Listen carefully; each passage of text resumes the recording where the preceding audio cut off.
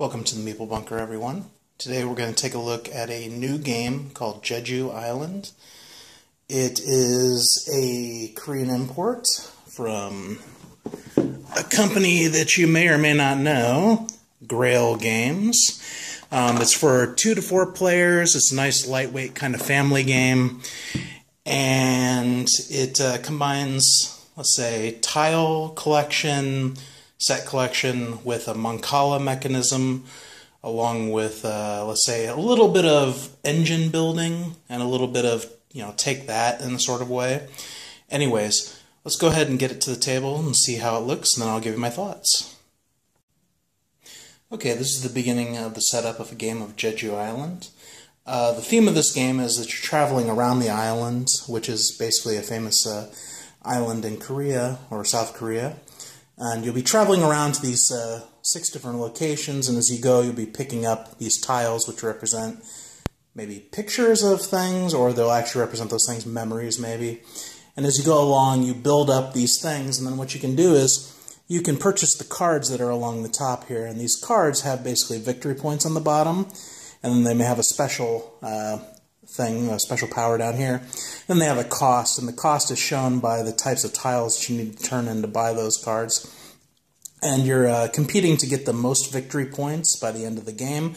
Victory points come through these cards, and you also get 1 victory point for every 2 tiles that you have left over at the end of the game. So how's the game set up? Well, initially what you do is you have these 6 stacks of tiles that represent basically, I guess, your memories as you're going along the island. And then you have these 6 neutral player discs, these black discs. 1 goes at each location. And then what happens is 1 player takes their discs, and then they take a marker of the color. So here's green's marker, and the 2 player discs, and then basically they put one of their discs at a location. So green's going to put 1 there, and then put 1 there. And then what happens is the next player goes, and then the next and next. I'm setting up a 2-player game here. So we have our second player, which is yellow, our second and last player. So they have their yellow player color, and they have their 2 yellow discs, and these discs are made out of a nice wood, and they're screen printed on them with the game logo. And they're going to do this. Go here, and then going to go there. Now, you're allowed to go over the top of somebody else's discs, but at the initial outset, you can only have a stack of 3 discs high in anything. So basically, we've covered up green there, which is important for later. And since this is the last player, we get to put out the Harubong statue. The Harubong is a statue that you put at any location, and it has a special power when you pick up tiles from that location, which I'll explain as we go along. But for this case, what we're going to do is we're going to go ahead and put the Harubong right at this location. So the statue is there, and we can begin our game. So how does the game go? Well, each player in turn order goes along, and they have 2 actions that they can take. They can either do this, which is pick up a full stack of tiles, and then begin to move around either right or left on the board. So you can pick up any stack that includes a tile, or a disc of your color. You don't have to be the top disc, you just have to be in the stack. So let's say green is first player. Green is going to pick up this stack. So green is going to do this. They're going to go left or right, and as they go, they have to drop a disc as they go. So you can drop that disc there, drop this disc here, and then drop this disc here, which is probably not the greatest thing to do, but there you go. And then what happens? Every player then will pick up a tile at the location where they are the top disc at that location. So in this case, green goes ahead and they pick up this black pig. Yellow goes ahead and will pick up the fish tile at this location, and yellow will also pick up the cactus tile at this location. Now, since we picked up a tile at this location and the Harubong statue is there, we basically trigger its effect. Well, what is its effect? Its effect is it allows you to either pick up a second tile at the same location, or you can take it and move it to any other location along the board, and you can pick up that tile. So let's say I wanted a pony, or actually let's say I was at the pony location. Let's say I needed a mountain. I would move that here, and then I could pick up the mountain location. So that's how you collect tiles. And then the next player would go, right?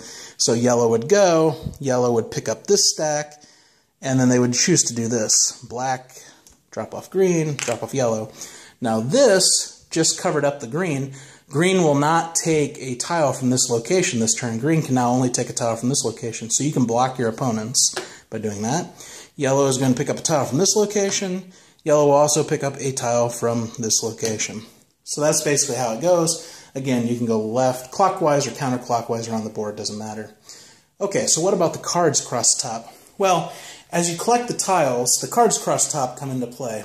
So the other action you can take on your turn besides picking up stacks, moving around, collecting tiles is you can choose to pick up a card from the 5 that are already displayed and pay that cost. So in this case, I would need to give them an orange, a mountain, a fish, and a black pig, and then I can add this particular card to my tableau, really, and then that gives me 5 victory points at the end of the game. And this one also has a special power, which gives me an immediate Harrowbong. And what is that? It means the same thing as when you have a Harrowbong statue. You take the statue, you can move it to any location, and you can pick up a tile. That only happens once when you pick this up. After that, this is worth 5 points for the rest of the game. So if I have these tiles, I can pay for this. Well, let's say I've already collected a couple of tiles and cards. Let's say I have this card in my hand, right, and I've paid the cost of this. Well, the next time I want to purchase a card, for this particular one, it adds to basically a little bit of an engine that I've built now. This now acts as a cactus tile. So having this in my tableau gives me 3 points at the end of the game and also acts as a cactus tile. So if I have this in my tableau and I want to go and, say, purchase this card here, all I need to do now is provide an orange tile. The cactus card covers this cactus cost. And then this question mark is basically a wild card. I can do anything pay anything I want for that. And that's what you do. So obviously collecting these cards is, a good thing. They give you typically lower point values at the end of the game, but then they help build up your engine. You don't have to pay as many tiles. So those are good things about those. So play proceeds with everybody going, taking their turns. You either pick up the stacks or you buy cards. And then the game ends when you can no longer put out 5 cards from the stack. And this is the stack. It's pretty hefty, and it's got good quality cards. They're really nice cards. Or it ends when all the stacks run out and you can no longer collect tiles. So these stacks, there's quite a few tiles in there.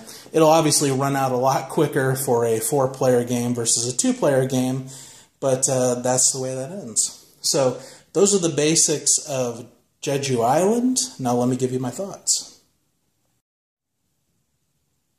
Okay, so now you've seen how Jeju Island plays. Now the question is this a game worth getting? I would say that if you have a family, this is definitely a game worth getting and trying out. It has the mancala type mechanism, it has set collection, has a little bit of blocking your player, but it's not too directly confrontational. It's a fun game, and it's not very expensive. Under 20 bucks online, I think you can get it on for Amazon. The components are high quality. These cardboard tiles are nice quality. The board is a nice thick quality. It's got this kind of very, watercolor type art to it. The wooden components are nice as well. They're screen printed and lacquered. The statue there and everything.